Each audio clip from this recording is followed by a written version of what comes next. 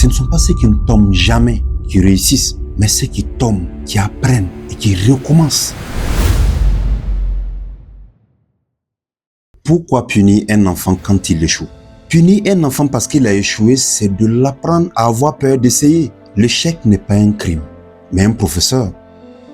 C'est une étape normale d'apprentissage. Quand un enfant tombe en apprenant à marcher, est-ce qu'on le punit? Non. On l'aide à se relever. On l'encourage, on lui donne confiance. Mais bizarrement, dès qu'il grandit, on change. Une mauvaise note devient une faute. Un essai raté devient une déception. Et parfois, ils sont punis pour ça. Résultat, on élève des enfants qui ne cherchent plus à comprendre, mais à éviter des erreurs.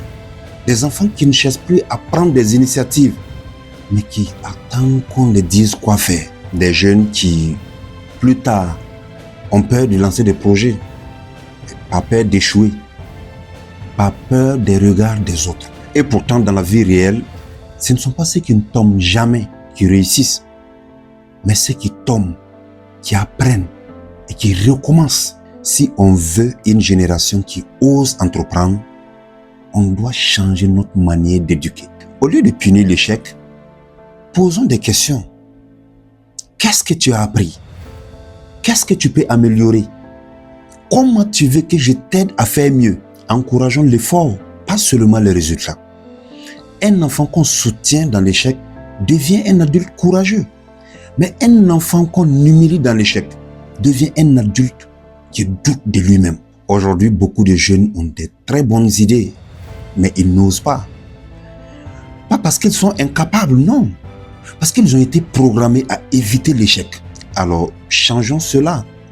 Apprenons à nos enfants que tomber, c'est pas grave. Le vrai échec, c'est d'abandonner. Donnons-leur la permission d'essayer, la liberté de se tromper et la force de recommencer. Parce qu'au fond, ce n'est pas l'échec qui détruit un enfant, mais la peur de l'échec qu'on l'impose. Alors, toi, quel est ton avis là-dessus? Réponds-moi en commentaire.